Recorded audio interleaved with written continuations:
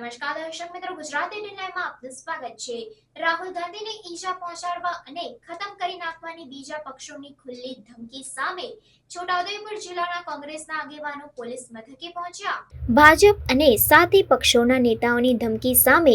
છોટાઉદેપુર કોંગ્રેસ દ્વારા આવેદન રૂપે ફરિયાદ કરવામાં આવી। છોટાઉદેપુર જિલ્લાના કોંગ્રેસના આગેવાનોએ વિપક્ષ નેતા રાહુલ ગાંધીને ભાજપ તથા તેમના સાથી પક્ષોના નેતાઓ દ્વારા અવારનવાર ઈજા પહોંચાડવા તથા ખતમ કરી દેવાની ધમકીઓ આપવામાં આવી હતી, જે સોશિયલ મીડિયામાં વાયરલ થઈ રહી છે। તે અંગે પૂર્વ વિપક્ષ નેતા સુખરામભાઈ રાઠવા સહિત છોટાઉદેપુર જિલ્લાના કોંગ્રેસના આગેવાનો સહિત મોટી સંખ્યામાં કાર્યકરો છોટાઉદેપુર પોલીસ મથકે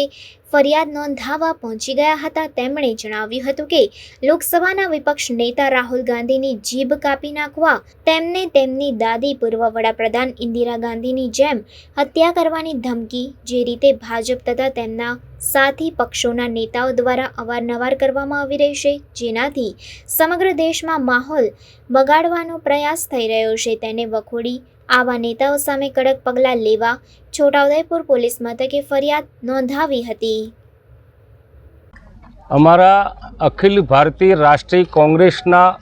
પૂર્વ અધ્યક્ષ અને હાલ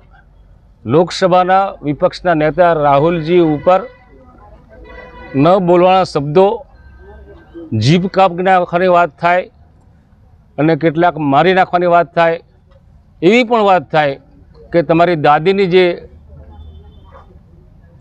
હત્યા થઈ અને એ રીતના તમને પણ કરવામાં આવશે, એટલે આ સીધી એક ધમકી છે મારી નાખવાની। અને એટલા માટે અમે અમારા વાલા નેતાના સમર્થનમાં છોટાઉદેપુર જિલ્લા કોંગ્રેસ સમિતિના અમારા પ્રમુખશ્રી, પ્રભારીશ્રીઓ, તાલુકાના પ્રમુખશ્રી, શહેર પ્રમુખશ્રી અને અમારા સંયોજક અર્જુનભાઈ રાઠવા બધા સાથે મળીને આજે આ પોલીસ સ્ટેશનમાં અમે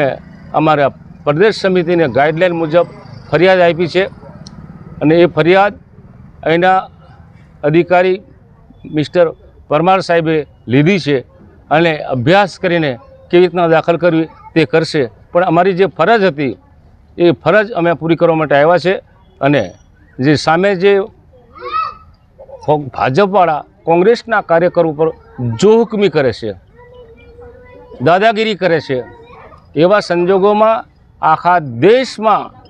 માહોલ બગાડવાનો આ ધંધો થઈ રહ્યો છે ભાજપ તરફથી, તેને અમે વખોડીએ છીએ અને આવું નહીં કરે। અને આવું થાય તો ભાઈચારાની ભાવના આખા દેશમાંથી ખતમ થશે અને અંદરો અંદર લડી મરવાનો પ્રશ્ન ના ઊભો થાય અને સહિયારા પ્રયત્નથી સાથે રહીને ભારતમાં, ગુજરાતમાં, છોટાઉદેપુરમાં બધા પોતાના મૌલિક અધિકારો થકી જીવન જીવીએ અને શાંતિ રહે, કોઈના ઉપર ખોટા બ્લેમ ના થાય, અને એટલા માટે અમે અહીંયા ફરિયાદ દાખલ કરવા માટે આવ્યા છે।